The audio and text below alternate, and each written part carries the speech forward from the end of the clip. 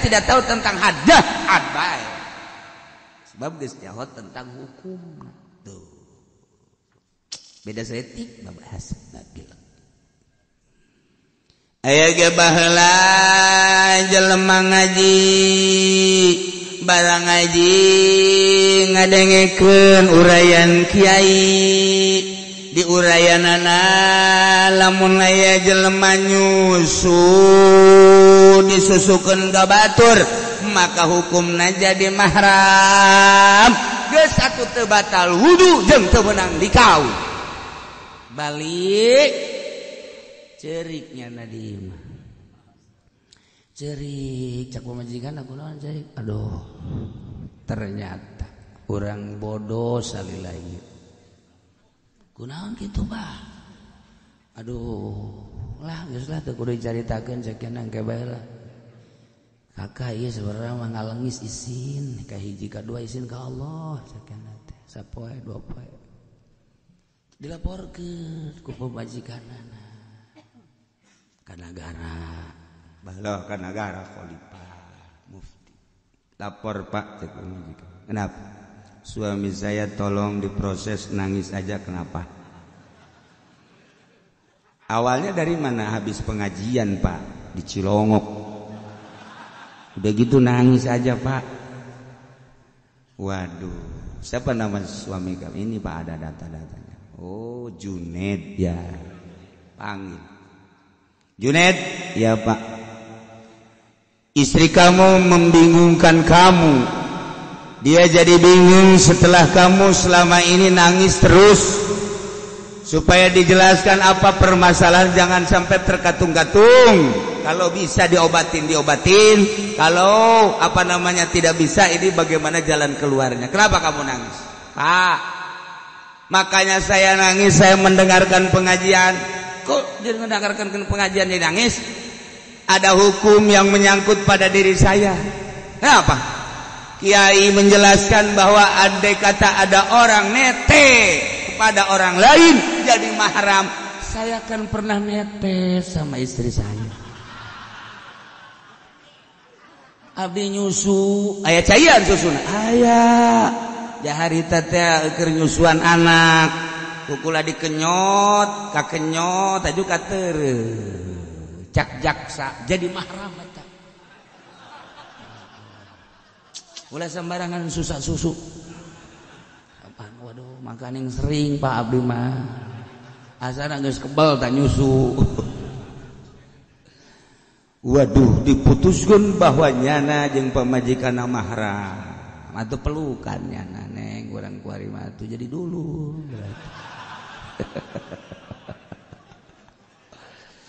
geus padahal mah atuh geus incuan pan urang geus kieu meureunnya urang baheula mah bodoh geus jadi dulu atuh rame keputusan jaksa bahwa Ki Zaid jeung pamajikanna karena nyusu ke pamajikanna atuh jadi mahram diberitakeun di televisi kuari mah di WhatsApp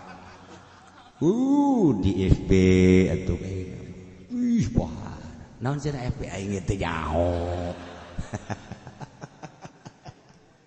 bahasa tinggi tuh bangsa nu kareu moal nyahoan FB nah atuh di masyarakatnya lain hiji horeng loba atuh kos kitu mah aing pernah hampir setengah negara pernah kabeh urang mahram buru Masya Allah karim orang teu meunang sasusu Masya Allah akhirnya laporan ke kiai Pak Kiai coba tentang hukum nyusu itu bagaimana aduh cak kiai teh aja asana baca kitab ku jelas kok jadi kos kieu rame ya kuari di negara bahwa lamun aya suami nyusu ka pamajikanana kemudian aya cayan kakenyot katereuy ieu jadi mahram je cak kiai ke saha nu nerangkeun kos kitu atuh cak kiai kula ge pernah kiai ge jadi pernah tolol tak kiai atuh kiai ge mahrum berarti orang kabehan meureun tah mah. Ya Allah, jangan teu cek kiai teh kula teu pernah nerangkeun ka kitu. Aya tah? Oh, pernah ge babna bab nyusu. Lamun aya budak disusukeun ka awewe, haju nyusu aya 5 kenyotan. Budakna di bawah 2 tahun eta jadi ibu susu. Ari geus kumisan kitu mah. Manya tuh jadi ibu susu. Enggak suari mah beritakeun deui di TV silahkan nyusu kembali. Kiai tegas sama kiai tak masuk. Waktu penting nggak berjamaah kabeh. Taya kasalahan hukum, atuh kulawan teu diterangkeun umurna.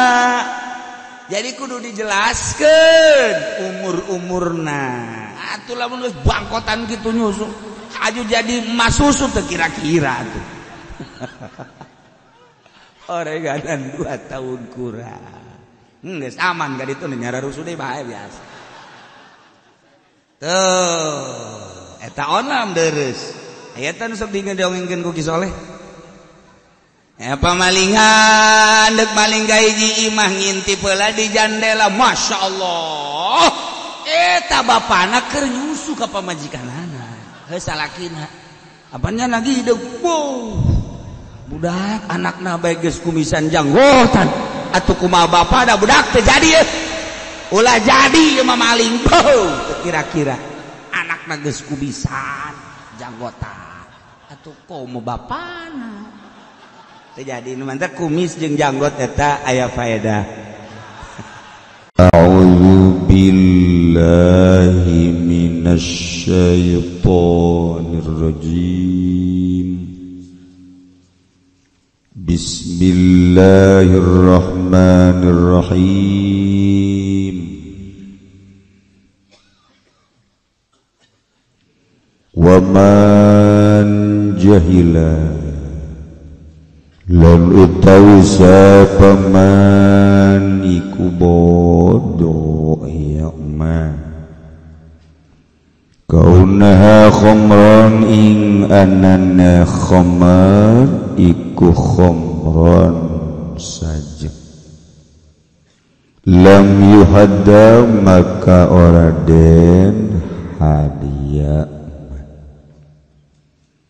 walau korba islamu lan lamun parek apa islami yasiman faqala maka ngejab yaman jahiltu tahrimaha bodo ingsun ing den haram kedanya khah lam yuhadda maka ora den had iya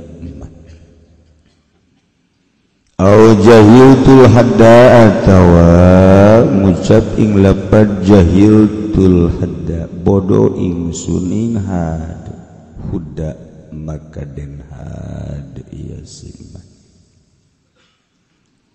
wa yuhaddu bidurdi khamrin lan den had siman kalawan bededek kesajem la bi khubzin ujina daqiquhu biha ora kalawan roti kang den adonan opo glepunge ya khubzi kalawan khamr wa majunin lan rempah-rempah ya kang utawi ya khamr pihi iku ing dalem majun atawa jajamu kang utawi ya khamrin iku tetep ing dalem majun wa kadza lan iku kaya ikilah majun yaqdatun utawi kana wa su'utun lan su'ut su'utun lan su'ut ya ne popo ing dalem idung bil asahi ing dalem mungguh kaul asah neraskeun materi pangaosan urang tentang asyribah tentang minuman keras yakni miras. Sangsina geus jelas dirangket mun merdeka 80 rangketan, mun abid setengah nu merdeka 40 rangketan ngan eueuh abid di urang. Aya adalah jelema-jelema nu merdeka mun jelasnya nginum nu dilarang ku syara ku Allah, maka kudu dirangket 80 rangketan nu bertugas ngalaksanakeun rangketanana ialah nagara. Jadi negara ilu andil di keseluruhan urus tentang kemaslahatan negara adalah negara. Lain agama negara-negara cara di negara urang. Ulah sok mamawa agama ka negara teh di demokrasi makos kitu. Padahal ma Allah nu boga dunia nurunkeun kitab suci Al-Qur'anul Karim, urang selaku manusia dituduhkeun ku Rasulna, dilanjutkeun ku para sahabat jeung tabi'ina, teu dihapus datang ka ieu wanci ge sarua bae jeung aturan-aturan Kangjeng Rasul. Kitabna eta keneh Al-Qur'anul Karim. Jadi negara ngatur sebab khalifah ini ja'alu fil ardi khalifah, jang urus nusa kuduna mah kitu, tapi kaayaan di negara urang mah negara demokrasi, memisahkan antara urusan-urusan dunia jeung urusan agama, liberal di urang. Nyangakeun tamah sadaya-daya urang mah keur carita tentang agama. Nu zinah kudu dihad, kudu diranjang, maling kudu dipotong, nu minum arak kudu diranjam, kudu dihad. Nu berhak ngahadna adalah negara. Kulantaran sarariun di negara lamun diterapkeun hukum Al-Qur'an, maka beki lantang bae, lain bae ti kalangan kafir, tapi ti kalangan ahli-ahli Qur'an ge ngaromongna ulah dicampur adu ke negara jeung agama. Eta cak nu sok caramah, ulah sok nyileut, masing-masing bae kos kitu tah mah agama. Watak urang mari nganyahokeun hukumna nu asli. Abeh mun aya kiai di televisi nyana asup dipaksakeun ka TV mah eta ngomong bahwa hukum negara mah negara, agama mah agama. Begitulah dari Qur'annya. Maning ditewak eta kiai, dirantai, dibawa ke sumur parem. Ulah kena muncul deh.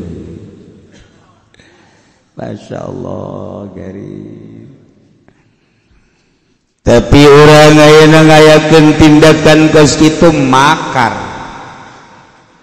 Boro-boro orang endek ngayakeun kos kitu kakarak ngomong lempeng bae ge makar. Nya nama ngomong 10 kali lipat tibatan kiai teu makar. Kajeun polisi nageja dulur urang, kadang bapak urang, tatangga urang, ayo kena sadaekna teh polisi ngomong makan. Paeh insyaallah disape di neraka jahanam. Alhamdulillahirabbil. Sia mah bangun gemes. Berarti itu beres ya. Beres kajeluhan. Aing mah sebenarnya mangan bercanda doang. Aing mah enggak sekadar toser. Ternyata dendam kabeh. Seperti etalah keayaan pelaksanaan penegakan hukum. Ketika ingin diikuti hukum-hukum nu teu pati bener, polisi silaturahim ka kiai ka ustad. Darareukeut bahkan nyumbang-nyumbang masjid mushola majlis taklim geus puguh kiai nama tita gupak di duit. Selesai urusan kembali kepada hitoh nadei, ka habitat nadei, ka asli nadei. Emang polisi mah musuh jeung rakyat, jadi musuh deh. Tah padahal mah polisi teh penegak hukum, pengayom. Nyana teh adalah pager-pager hukum. Bisi aya embe anu teu parugu asup ka pager, polisi bagian. Kebo besi aya nu mapal, sapi besi aya nu mapal, polisi bagianana, pengayom jeung sebagai pagerna. Ternyata anu jadi sapi na pager makan tanah. Orang doakeun teu kabeh ja polisi ge, polisi nu can benta mata hatena supaya dibere bareun ta mata hate. Janya lagi moal kuateun naik kudu dikerbek-kerbekeun di neraka. Moal kuateun naik kudu disate di neraka mah urang doakeun tetep mun eueuh polisi di Indonesia di negara urang deuk kumaha. Tapi polisi nu bener-bener jadi pengayom ulah pager makan lain tanaman petet, maksudnya petet ge geus dihakan bae tanaman onam geus gede. Tailah moal kuat entah mah ku nafsuna doang segala di ieu urang daroakeun polisi sa Indonesia di bawah pimpinan Tato Tito insyaallah. Mudah-mudahan bararenta mata hatena sehingga bisa merubah niat nu benut tepati bener jadi bener, anu nyana salah jadi teu salah, nu dosa-dosana dihalampura ku Gusti Allah. Jadi urang ngeunaheun pan geus nu geus mah tinggal nuncan urang ngamimitian deui. Ialah rahmatan lil ieu tugas negara ya. Lamun di negara henteu dilaksanakeun apakah selesai jaga di akhirat? Tidak. Dengan tidak dilaksanakeun di negara, tengah laksanakeun negara terhadap undang-undang hukum Al-Qur'anul Karim seperti di Indonesia encan selesai. Berarti ke diselesaikeunana di Rabbul Jalil, di hadapan Allah anu maha gagah, anu maha maksa. Jadi selesai di Indonesia diselesaikan jaga jadi boro-boro endek nyelesaikan sadunya di akhirat nyelesaikan bangsa Indonesia bagian mual selesai 10-20 tahun biasa urang-saurang urang nungguan diproses saurang-saurang mangkaning di negara urang teh kapan ratusan juta puluhan juta ratus juta bahkan meureun miliaran di zaman merdeka kadieu Masya Allah aya ente onam tadi aku ku nagara jatuh boga KTP tadi aku ieu mah orang pedalaman Sumatera ieu mah tuh aya ke nu di aku bangsa Indonesia mah orang RRC babari jasa nyeun KTP urang mah hese nyeun KTP tibalik negara teh tibalik bangsa batur nyeun KTP babari urang mah hese lain hese dia cek urang Jogja mah huase Masya Allah urang doakeun deui birokrasi negara supaya rapi supaya babari abeh-kabehan salamet urang rakyat salamet nyana nu ngurusan urang salamet beh di akhirat bareng ka surga babari amat cenah kieu iya tuh babar rek di ka surgakeun maka surga bae sanajan salah ngan urang demo masa Gusti nu salah di ka surgakeun bae abdi teu ridho lurah abdi camat abdi langsung ka surga komo bupati mah proses dong tah abdi teh emang surgana lu Allah tuh kumaha Allah bah teu mah hamba aing cek Allah teh sanajan nyana salah tapi loba ngurusan batur bala lenerna geus kasalahanana dihampura ku atuh mangga mah sia marakyat tirok urusan usia bae tirok urusan batur aing bendu ka sia ku aing di neraka cih kok kitu sih iya itu mah surga nu aing neraka nu aing cek atuh ku aing bae kok jadi kieu sih Gusti beda jeung keur di dunia pancen cek Gusti innallaha la yukhliful mi'ad janji-janji Gusti bahana tuh oh emang aing salah cek Gusti asana kurang tepat Gusti ya Allah dibulak dibalik mantak maksudna yuk urang ngaji urang teangan bener abe urang bisa make bener di mana bae urang posisi petani pedagang atuh pemerintah kiai geloban nu teu balaler sarua bae tuh ya dah ieu urang nyaritakeun hukum Al-Qur'anul Zain nyabaka imah babaturanana Khalid ngarana begitu datang ka imah ki Khalidna eueuh lantaran ki Zaid teh geus bener-bener jadi babaturanana maka inget baheula keur waktu ngora sainum sauyup sarokok can ditawaran deui ge aya minuman di meja wah ieu mantep ya bangona teh manis ya kajen kumaha ge cek Zaid teh ya bari nungguan ke Khalid diinum ku nya lek sebelahnya semenit 2 menit bangun oyag-oyagan negara sekjana kok jadi oyag ya jadi oyag wah leng muter terus asa naik helikopter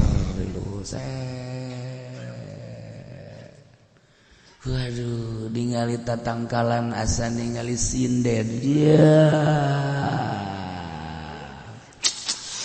Seri sorangannya. Waduh, terus ngadenge musik. Wow. Asa diayun-ayun.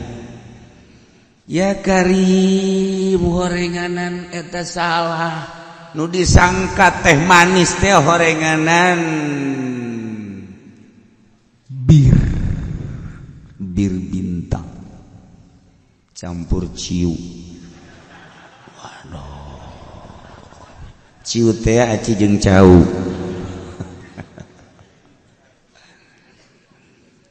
Kesimpulan nama Ki Zaid teh nginum arak teu nyaho sugan teh mah lain arak. Lantarannya na husnuzon kaki Khalid sugan teh teh manis barang geus ditegak kunyana teh masyaallah renganan arak anu mimitian mameureun nginum bir bintang yang mabok lain cara nu geus biasa nginum maka karak segelas mambeuh can karasaeun bir bintang matu ke geus sabotol 2 botol kakarak tapi jana mah kulantaran teu pernah tulang-lengan mabok ngomong jadi ngaco geus tabah urusanana urusan mabok mah urusan Ki Zaid kuari ieu lantaran Zaid mabok aya nu liwat Ki Umar. Waduh, mabok ieu budak laporkeun ka polsek duluy disurvei ku Intel ternyata bener sesuai jeung laporan panggil bener mabok. Lamun memang manehanana masih kena ngaco geus jelas carana bahwa nyana mabok atawa henteu titah calangap geus calangap ambean coba bauna kan bauna beda jelema lamun kopi bau kopi teh manis lain deui jengkol lain deui ieu mah bener ieu mah rada bau anggur ieu langsung dibawa ke kejaksaan sidang. Nah ieu menang sambarangan diponis bahwa Zaid kudu dirangket motifna heula nginum teh nyana nyaho teu kana eta minuman bahwa eta minuman teh arak atawa teu nyaho mun nyaho karak kenakeun sanksi mun teu nyaho. Setelah diproses Zaid di sidang, Zaid kamu minum bir ya? Betul Pak. Kenapa kamu minum bir? Pak, saya punya teman namanya Khalid. Itu teman saya waktu saya masih pemuda main sana kemari. Sudah lama nggak ketemu, saya nyaba. Apa itu nyaba? Ya bapak bodoh amat sih nggak tahu nyaba acan. Saya nyaba ke rumahnya. Bapak dari mana? Saya dari Nias. Waduh, polisi nanti Nias.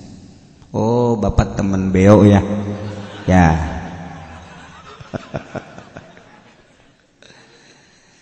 Nah, kenapa kamu minum? Itulah Pak, dalam rangka saya mengunjungi rumah teman saya. Kebetulan teman saya belum ada.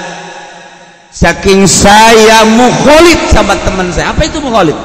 Wah, bapak nyantren dong Pak. Itu bahasa santri Pak, mukholid itu. Kamu banyak bahasa yang nggak paham saya. Iya Pak.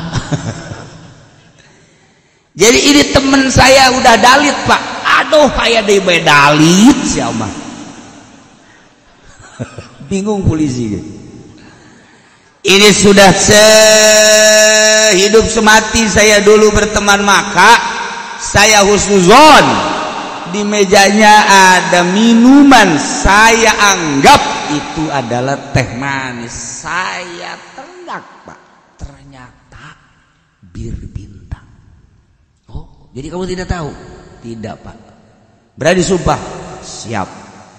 Demi Allah bahwa saya minum minuman tersebut tidak tahu bahwa itu adalah arak. Rasanya enak nggak? Lumayan, Pak. Aduh, jangan sampai ketagihan ya. Ya, mudah-mudahan oleh Bapak tidak ketahuan dah. Jeng, blon nih budak. Tidak, Pak. Saya menganggap bahwa minuman itu memang haram. Kalau saya tahu, saya tidak akan melaksanakan minuman tersebut, minum tersebut. Haram, perut saya dimasukin barang-barang haram. Sholat nanti tidak khusyuk, Pak. Bapak sholat nggak?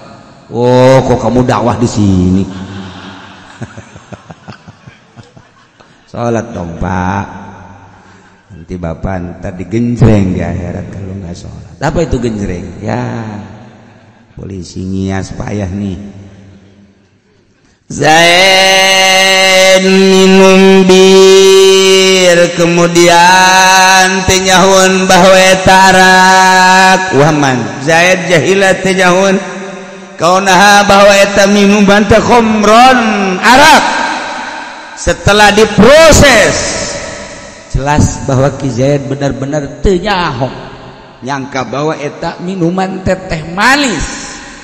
Maka keputusan negara lam yuhadda teu meunang dihadap teu jatuhnya ulah itu ya. Temogos Ki Zaid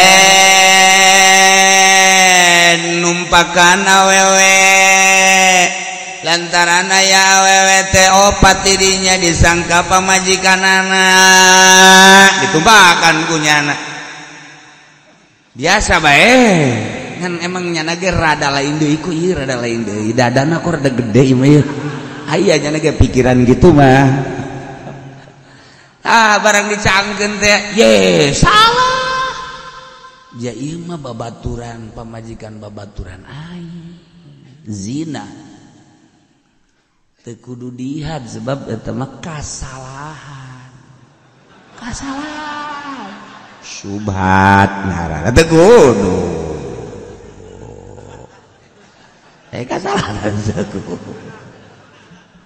Ya Allah, kesalahan gitu masa sampai kadinya hukum mah sampai kadinya. Masya Allah karim teu nyaho atuh ese itu kan teu nyaho kesalahan.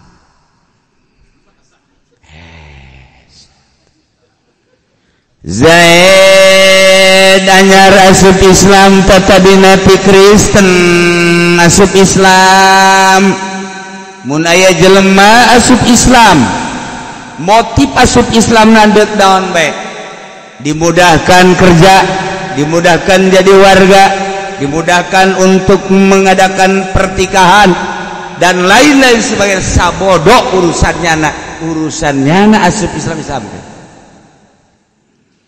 Zaid asup Islam kakarake sampai 2 pesa minggu 2 minggu sabulan ajar can lo banyak tentang hukum-hukum Islam. Kemudian nyana mabok laporkan sidang. Setelah disidang Zaid ya kamu minum bir. Betul, Pak. Kenapa kamu minum? Saya belum tahu status hukum tentang mabok menurut Islam. Emang agama kamu apa? Keluarkan punyana. Tak, nah ini. Oh, mu'alaf kamu dari Kristen. Iya, berapa bulan?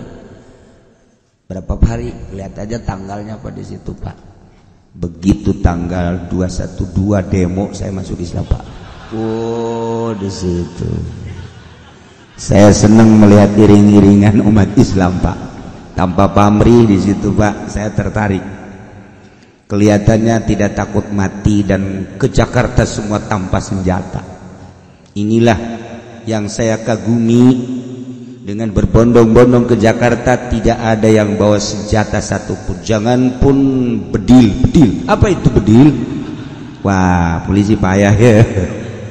Senjata pisau lepit pun dia tidak bawa, hanya bawa keberanian. Andai kata waktu itu didreden sama negara is dead.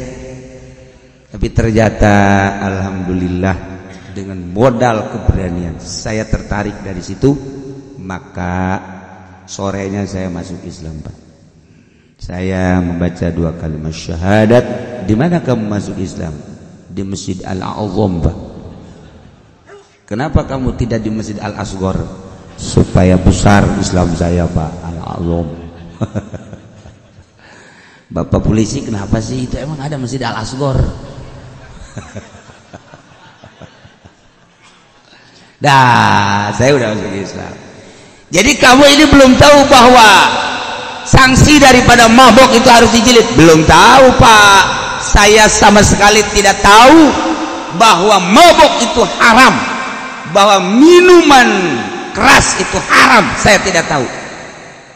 Setelah data-data jelas bahwa jana anyar asup Islam, maka bisa disahkan. Kemudian tidak dikenakan sanksi atau ja'anya asup Islam. Walau qaruba islamu lamun zaid anyar asup Islam can nyaho tentang aturan-aturan di hukum Islam setelah diproses pakola cek yang jahil tu tahrim